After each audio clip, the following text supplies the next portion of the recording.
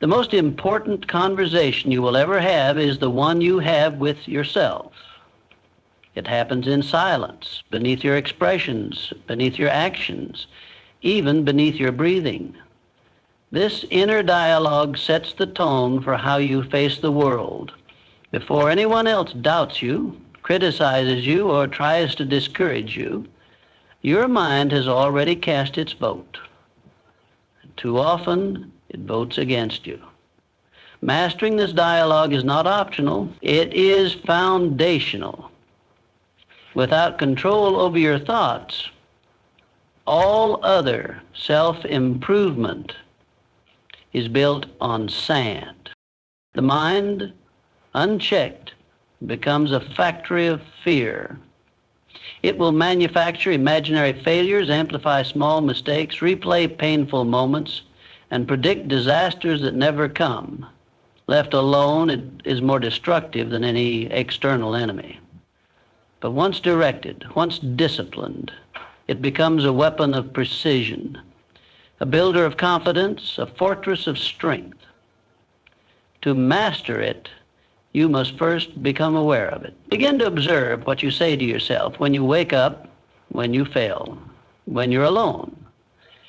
You will hear patterns, some born from childhood, some from trauma, some borrowed from the voices of people who never believed in you. These patterns are not facts, they are scripts, and scripts can be rewritten. You must begin to speak with authority in your own mind. Replace "I can't" with "I will figure it out." Trade "I'm not good enough" for "I am prepared to grow." Speak as someone who respects their own potential. Speak as someone who deserves success. And when doubt returns, and it will, do not negotiate with it. Declare your intention, state your worth. Give no ground to weakness. Your inner dialogue must not be casual. It must be deliberate, powerful, and in alignment with the life you are building. Every champion trains their thoughts before they train their body, their craft, or their image. Emotion is part of your human design, not your destiny. It was given to you to serve a purpose, not to take control of your purpose. The average person is ruled by emotion, tossed by every wave of anger, fear, excitement, disappointment. One harsh word can ruin their day. One small failure can paralyze them. One moment of pressure can send them spiraling. But you are not meant to be average. You are meant to observe emotion, understand it, and then decide whether or not it deserves to influence your next move. When emotion is in control, logic disappears. Discipline weakens. Decision-making becomes reaction, not response. You say what you later regret. You act without thought. You give your energy to things that do not deserve it. That is how emotion misleads. But emotion, when mastered, becomes fuel. Anger, when understood, can become focus. Fear, when studied, can become caution and preparedness. Even sadness, when faced directly, can lead to deeper empathy and resilience. The key is never to suppress emotion, but to assign it its proper place. It is a signal, not a command. People often assume that strength means showing no emotion at all. That is a mistake. The strongest individuals feel everything, but they choose what they allow to lead. They know that emotion has a role, but it does not hold the throne. You must not let a temporary feeling dictate a permanent decision. When emotion flares, pause, step outside of it, ask yourself what it's trying to say, but do not become it. You are the thinker, not the thought. You are the observer, not the wave. Let emotion speak, but let reason and purpose decide which direction you take from there. Emotion is energy.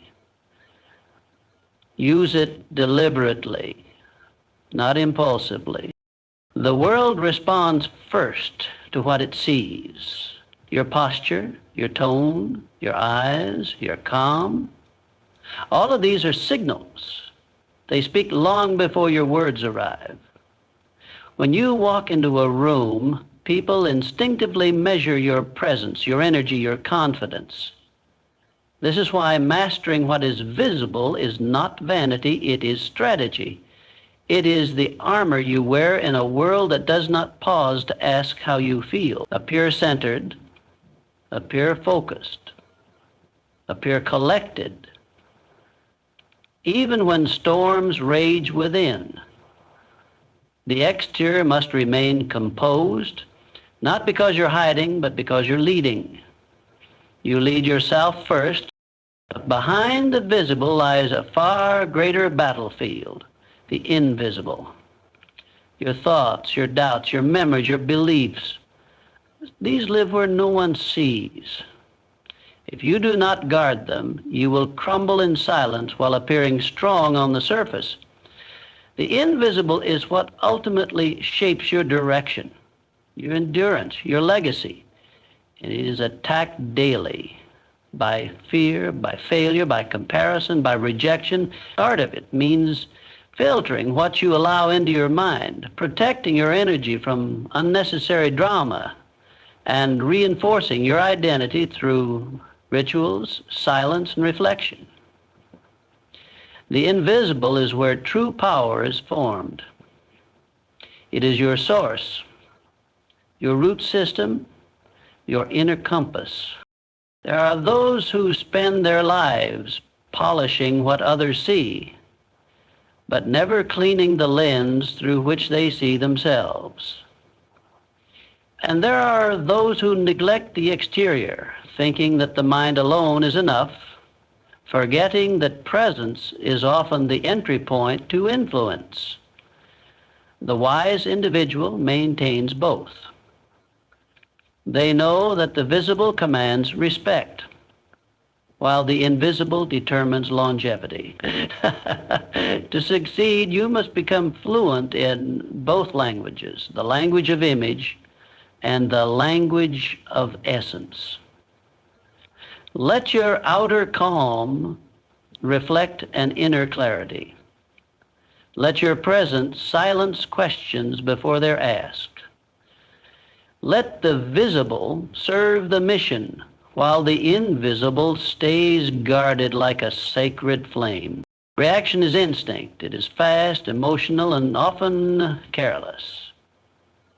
It is the immediate burst of anger when insulted, the defensive reply when questioned, the panic when plans fall apart. A reaction is survival mode thinking, automatic, unfiltered, and rarely aligned with your higher goals. It gives control to the moment, to the trigger, to whoever or whatever provoked it. When you react, you hand over your power. You become predictable, easy to manipulate, and frequently regretful once the moment passes. A response, on the other hand, is conscious. It is the pause before the words. It is the breath taken before the move. It is born of clarity, not chaos. To respond means you remain in control, not just of your emotions, but of the situation itself. It means you choose your words with precision, your actions with intention. Responding is not weakness or passivity. It is strategic restraint. It is power with direction, not force with impulse. Those who master the art of response become impossible to provoke. Their energy is not scattered by every small offense or a sudden change. They observe before they engage. They listen before they speak. They think before they act. And because of this, they navigate conflict, criticism, and challenge with composure. Their presence becomes steady. Their decisions carry weight, and their words land with greater impact. The world is filled with noise, emotional outbursts, reactive opinions, impulsive choices. But leaders, builders, and winners rise above that noise. They know that stillness is a weapon, and timing is an advantage. In high-stakes moments, they do not flinch. They do not rush. They do not explode. They respond from a place of vision, from a core of discipline, from a mind that has been trained to observe, interpret, and act only when the outcome aligns with their deeper purpose. Purpose is not just a goal. It is a foundation. It is what stabilizes you when distractions try to pull you in every direction. Without it, you will drift, chasing applause, approval, trends, or comfort. But with it, you become immovable. You build not just momentum, but meaning. A clear, burning purpose gives shape to your days, discipline to your actions, and resolve to your character. It acts as a filter. Only what serves the mission is allowed in. Everything else becomes noise. When you operate from purpose, you stop asking small questions like, how do I feel today, or what do they think of me?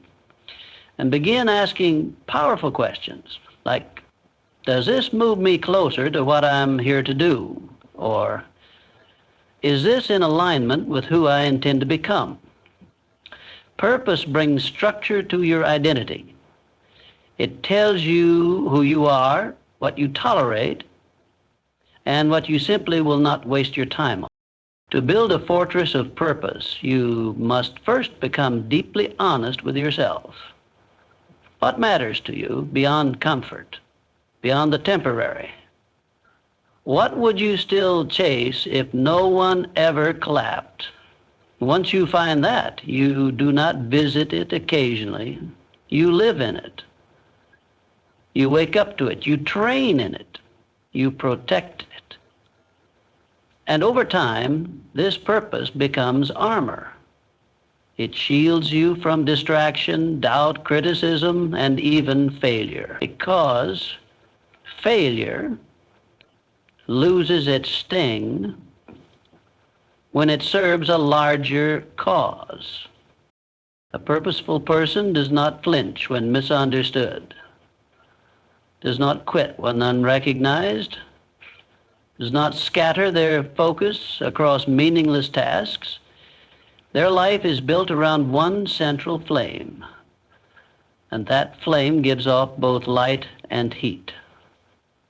Others may wonder how you stay so focused, so calm, so driven.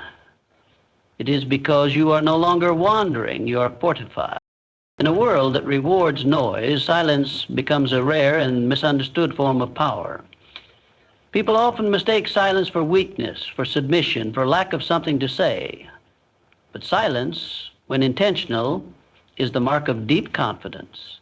It is the pause that unsettles the insecure, the stillness that exposes the frantic. Silence is not the absence of thought, it is the sharpening of thought. It is the moment when emotions settle and clarity rises. The disciplined mind does not rush to speak because it is too busy observing, processing, and preparing to strike with precision. And most people speak to prove something, to explain themselves, to defend their value. But the individual who understands the strength of silence knows that value needs no defense. Truth needs no loud argument. When you remain silent in the face of provocation, you are not giving up the fight. You are simply choosing the battlefield. You conserve energy. You listen for advantage. You remain unpredictable. And in that unpredictability lies power. Silence allows you to master timing. Timing wins negotiations, resolves conflict, and disarms opposition. A pause can be more powerful than a punch. A still gaze can say more than 1,000 frantic words. When emotions rise and the world expects a reaction, your silence creates discomfort in others because it shows they cannot pull you off balance. You are not reacting, you are deciding. You are not explaining, you are observing. You are not proving, you are positioning. In silence, you hear what others miss. You see what is not being said. You prepare without announcing your intentions. You study without declaring your moves. Silence sharpens the sword before it leaves the sheath. It is patience under pressure and presence under fire. It is the choice to wait while others waste themselves chasing attention